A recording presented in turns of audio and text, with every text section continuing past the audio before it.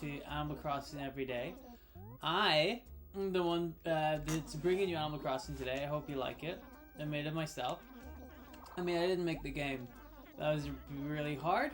I don't know enough about design or game mechanics or graphical interludes or 3D vectors or, you know, any of that. I don't know any of that. I'm just a simple man, you know, doesn't understand equations and things like that. I'm just doing the best I can. You know how it is. So I don't have time to go over the making of a video game. I'd like to make my own video game though. Wouldn't that be fun? If you could make your own video game. I reckon a lot of people out there watching this, maybe not watching this, but people in general probably would be able to make their own video game.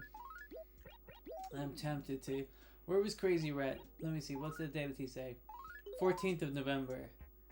That's tomorrow. Alrighty. Well then we'll look out for that. Sorry if this throws you for a loop, but I'm ditching this one human town and I may not be coming back. Thanks for being tolerable. Maybe we'll meet again sometime. Oh, Oxford. Nobody cared about you. We have a special offer there to starting speed sign. There's always a wide variety of other items as well when it's to buy. Oxford has left.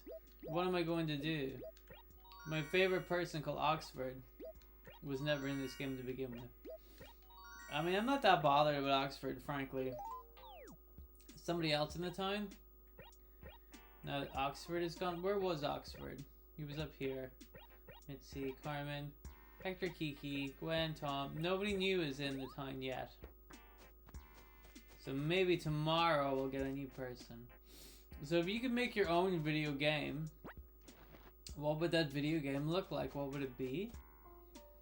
I don't know what mine would be, because I often think about this and I'm like, well, a lot of the video games have already been created, right? If I could create a game, what would it be? It would be Pokemon. Oh, somebody already made that. So, crud. You know, but I like that style where you like go around catching stuff. I think that would be neat. But they already made it. So now I gotta come up with a different idea. And I kind of have an idea. I think this would be... Well, I was toying with it. I'm like, is this a good idea? Is this not a good idea? I don't know. I'm not a smart man. Right? As we've covered, I'm not a smart man. But I am a man. Evidently. The evidence is there. Let's just move this here. We're gonna buy some stuff. To waste time for a moment. So yes. I've been thinking about what would my video game be? What would it be? You know, and if it's not Pokemon, which of course it can't be because it's not allowed to be. Because somebody already made that. I'm looking at you, Nintendo and Game Freak, because you were the ones that made it. But, alright, what kind of video game would I make? And, I thought about this one. Not this one as an Animal Crossing, that'd be ridiculous. But, I mean, well, you gotta break down, like, do you want to create a video game that's your style? You know what I mean? Like, that's your kind of thing. Or you want to create something that's really interesting. And so, my style would be, like kind of RPG elements to it, but also kind of like this. You know, you could say... What's funny, because you could say, like, Harvest Moon or something like that, but I don't really like Harvest Moon. Stardew Valley is a good example. It's a nice casual thing, but you can kind of level yourself up and you can play the game in your own different way. There's no right way to play Stardew Valley. There's correct relationships you can do. There's correct kind of things, but you know, the path you choose in Stardew Valley is your own path, really. And I like that kind of open-endedness where you know, you just kind of have to play the game as whatever way you want, and I really like that. So, thinking of that then, in regards to a video game that I would create, you also have to think about, would it be interesting? You know, a game can be fun and interesting, and both. Can I make a fun, interesting game, or just an interesting game? Because, let's be honest, any game I would make probably isn't fun, right? But it could be interesting. So I did have an idea for a video game, and I thought about this. I would like to do a game where you're on a plane, and the plane crash lands on a desert island. So you're stuck on a desert island. And oh hi Mitzi. And you have to get off the desert island. So you're stuck there, and you're the only survivor of the plane, and you don't know what to do. You don't know how to get off, and so you have access to the entire island, and it's kind of open to you. And I figure like the smart thing to do is like as you go through the game, because you start off like you're a guy who works in an office or whatever, and you get on the plane to go somewhere else for your job, for your work. It's not a holiday. You're going to do more work or help something out in regards to your work. So when you crash land on a desert island and you're the only survivor, you're incredibly unprepared. You don't have any skills because all of your skills involved you going to work on time. You know, getting up and eating soup for breakfast. You don't really have a skill set that would be appropriate for working on a deserted island. You don't know how to build a shelter. You don't know how to cook food. You don't know how to make stuff. You don't know how to do any of this. And so a part of the game is, it might seem kind of tedious, but it's like learning how to do all that stuff, and you figure it out, and the more you do it, the more your skill points go up, and you kind of level up that way. You figure stuff out, and I don't want the game to teach you too much stuff. I want you to be able to figure it out yourself. You know, and there's animals on the island, and they can kill you, so you have to be careful. But you can also kill them. There's nothing on the island that theoretically you wouldn't be able to kill by yourself.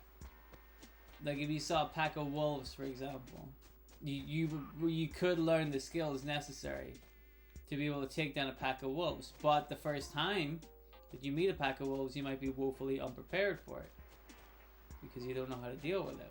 You know, so you go through the whole game, and the idea of the game is for you to be able to leave the island.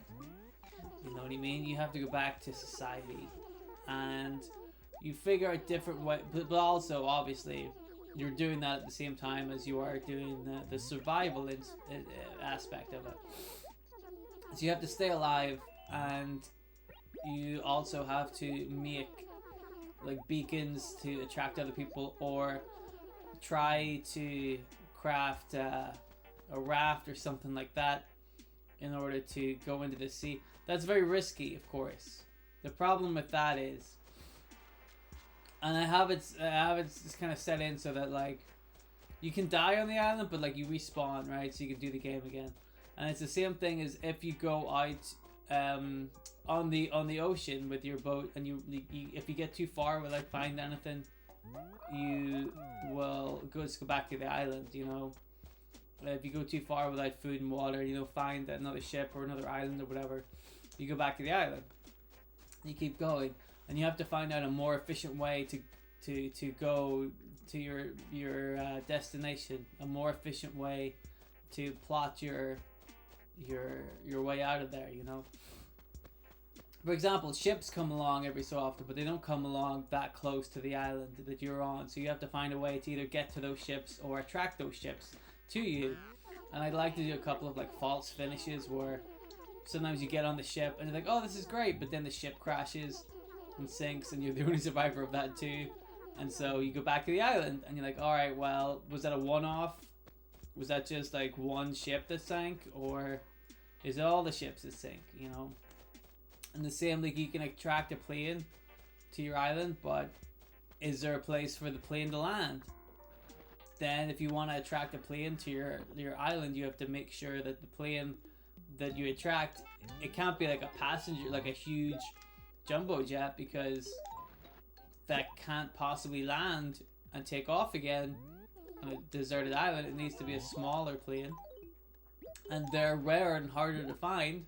So you need to find a place for them. You need to check out like whenever they fly over the top, and figure out when you want to attract them, and then also have a place for them to land. You know, real like serious stuff here. And then eventually, after a long time of trying and trial and error and figuring things out, and you know, being a savage on this island, eventually you do manage to make it off the island, and you're like, yes, I did it. I get to go home. And you do, you go home. And that, it turns out that's only half of the game. The other half of the game is, now that you're at home, you can go to work again. And nobody at work gives a shit that you were stuck on a deserted island for months or years. So long as you're home, now you can go to work. So the other half of the game is just you going to work. And you get up and you go on the train. You make your same breakfast every week because it's economical and it's easy. You can make the same breakfast so that you get into a routine. You get on the train, you go to work, you do the same stuff at work every day, every single day, and then you get on the train and go home again, and you're too tired to do anything from your day at work. You just go to bed, you wake up and do it all over again. So the second half of the game is that, and it makes you think that the first half of the game is like actually the full game. You just have to escape the desert island.